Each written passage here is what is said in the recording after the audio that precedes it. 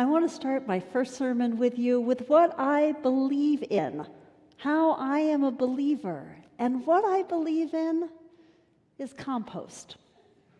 That's right, compost. I wrote that statement, I believe in compost, 6 years ago for a program at my small lay-led fellowship in Farmington, New Mexico. I was following directions from a book and a website called This I Believe that asked readers to succinctly articulate in 500 words your deeply held values. And the value that I was writing about was transformation. But I didn't start out writing about that value. Instead, I started with my habits and the things that I had been doing in my daily life. I have had a compost pile for 33 years. When I moved to my house in New Mexico 28 years ago, I set up the black box to the side of my garden. And over the years, I have added adjoining piles, and I have creatively experimented with all sorts of ways of creating compost. I've had multiple setups of worm bins, and I have finally settled on a two-tier structure of thriving red wigglers. But lest this sound overly productive, my setups have often changed in relationship to my neglect. I have failed to water my worms. I have ignored the pile for months. I have put in too many dry items or too many wet watermelon rinds, and I have let scraps accumulate for too long and needed to deal with the excess. I come from a high desert landscape with little water and extreme temperatures. Left unattended, a banana peel will take years to decompose. And sometimes I question the long process when I see the same corn cobs in my compost pile for months or years. I restore my faith in compost by driving north for less than an hour and hiking in the nearby forest of southwest Colorado.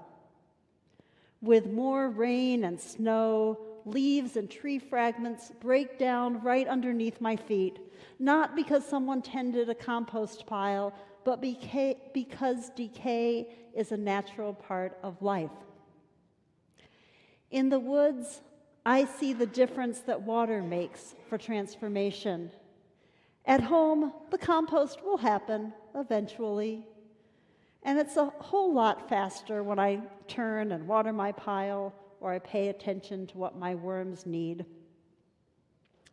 But my belief in compost is about much more than scraps, bacteria, bugs. I believe in the process of transformation itself, for people, for society. Compost presents the possibility of gathering discarded, life-giving scraps, pieces that some would send to the landfill.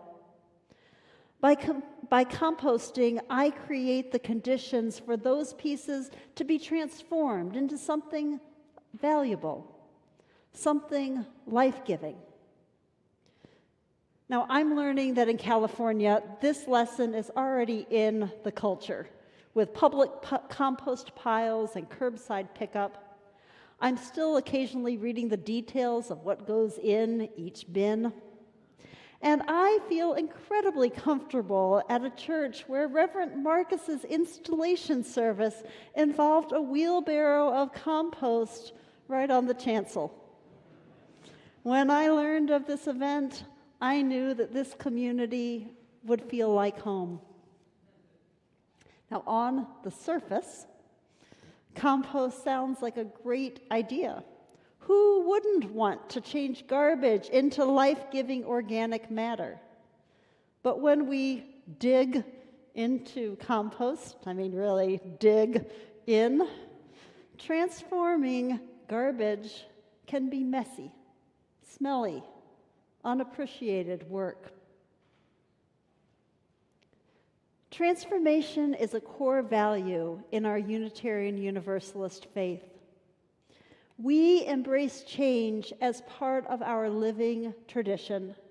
We evolve, never perfect, never complete, exploring truth not with a capital T, but with the best thinking that we currently know.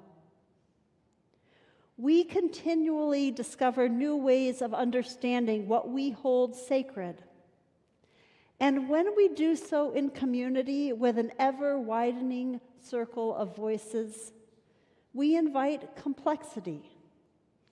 Because we don't have to think alike, well, we don't think alike. We can find ourselves in messy, smelly, unappreciated work. Sometimes this is in relationship to our larger world, sometimes to each other, and sometimes within ourselves. Sometimes it would be much easier to just throw what we don't like into the metaphorical landfill instead of engaging with differences. So what does it really mean that we embrace transformation? Zen master Thich Nhat Hanh frequently invokes compost metaphorically, seeing mindful awareness as a transformative process akin to a compost pile. Emotions that are often discarded, such as anger, fear, and hatred, have potential to be transformed when held in loving awareness. He writes that a gardener sees the short life of flowers as potential compost, and also seeing decaying matter as potential flowers. Decaying matter and flowers create a continuous cycle, a continuous transformation of interdependence, or in Thich Nhat Hanh's words, interbeing. In the flower is the potential for decay, and in decay, the potential for flowers. The flower and decay are, or more succinctly, no mud, no lotus. Complex relationships exist in all areas of our lives, often overlooked, but present upon deep inspection. Each cup of tea that I drink holds more than water and tea leaves. It holds a rain cloud that produced the water and the breakfast that fed the farmer who harvested the leaves. The tea, the rain cloud, the breakfast are. They're not separate entities, but there is possibility in their connectedness, like the flower, the garbage, or the mud and the lotus. Now, I sometimes catch myself using the words change and transformation interchangeably, but I see some subtle differences. Transformation asks for more than adaptation. Change adjusts to existing reality. Transformation alters the nature of that reality itself.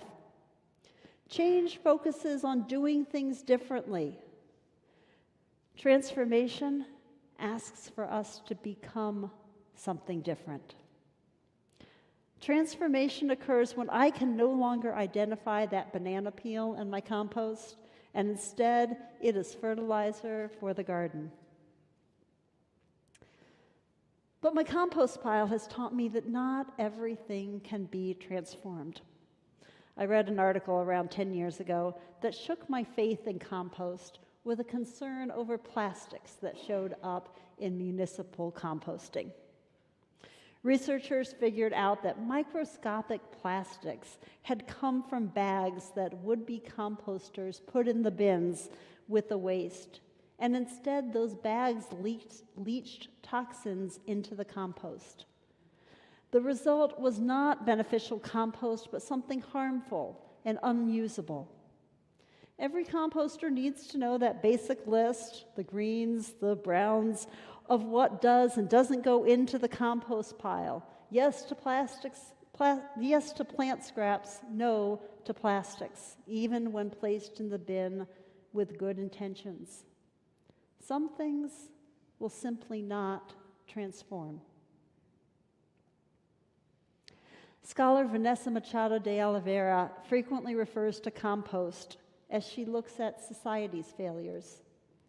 She writes about everyday complicity in systems of ecological and social harm, and she describes this as composting excrement. Manure can transform through composting, but it is even more smelly, gross, and downright unpleasant than my food scraps or the municipal compost pile.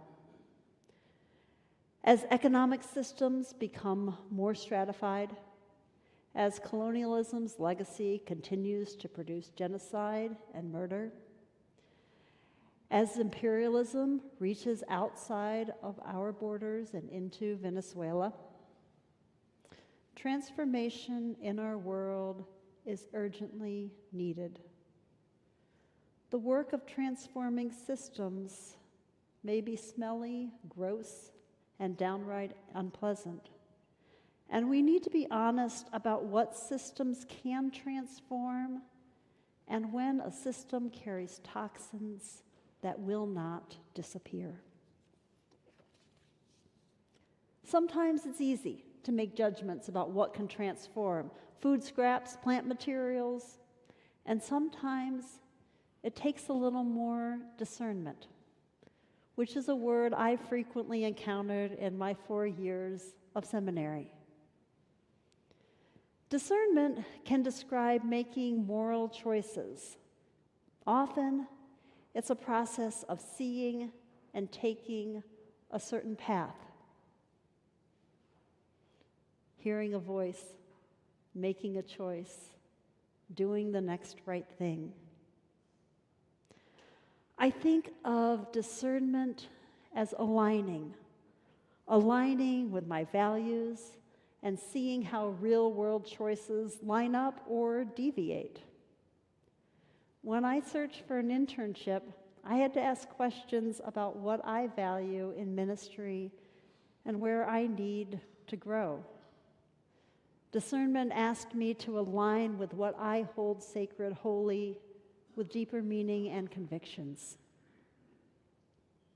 Singer-songwriter David Wilcox has lines about the well-known Robert Frost poem, "Two roads diverged in a yellow wood, and sorry I could not travel both, and be one traveler long I stood, and looked down one as far as I could." And Wilcox describes the fear in looking at the paths, and he imagines a game show host type of God. "Let's see what door you have chosen. Oh no, door 2, that's the wrong one. No prize for you." But the holy, the sacred, is not a game show trickster looking for the one right door. Truth doesn't have a capital T, but instead is the best thinking that we currently know. Sometimes it's clear what aligns, what will transform, what path we want to travel. Sometimes our choices come easily, and sometimes they take more introspection, more awareness of the connections that weave through our lives, of the ways that we are. Sometimes I see so many connections that I am afraid to choose, afraid to move, afraid to transform. As much as I value transformation and believe in compost, the reality of becoming something, someone different is hard.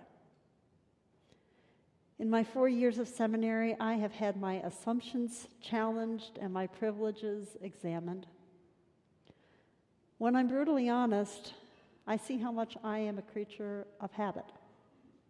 When I told you that I had composted for 33 years and had the same pile for 28 years, it's not a statement of virtue. It's a testament that I will run a groove long and deep.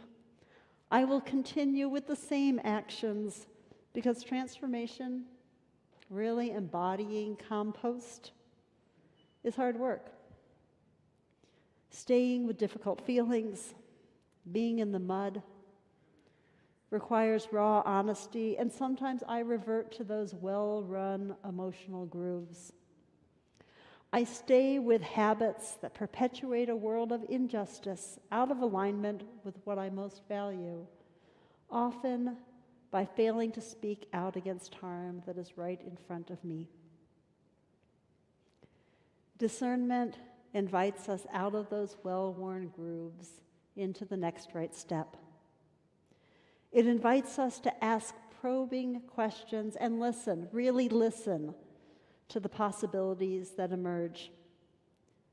As we challenge our assumptions, compost invites us to see possibility.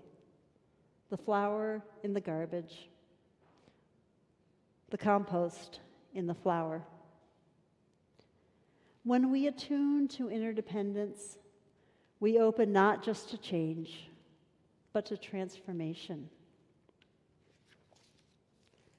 I invite you this morning to engage with your own process of aligning with what is sacred and holy, with what you value.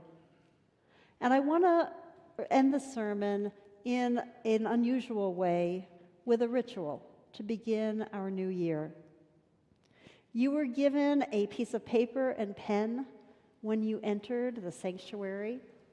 And if you don't have one, if you want to raise a hand, and the ushers will give you a piece of paper or pen. This paper has the ability to transform, but like compost, it needs water. In this case, it needs water to melt away. As you reflect today at the outset of this year, I invite you to write a word or phrase on the paper and offer it up to the water for transformation. Is there an area of your life that you want to prioritize for transformation in this new year? Is there something that you want to let go of that cannot be transformed? Perhaps a habit, a harm? Is there something that you want to remember when you come to the junction of paths in a wood?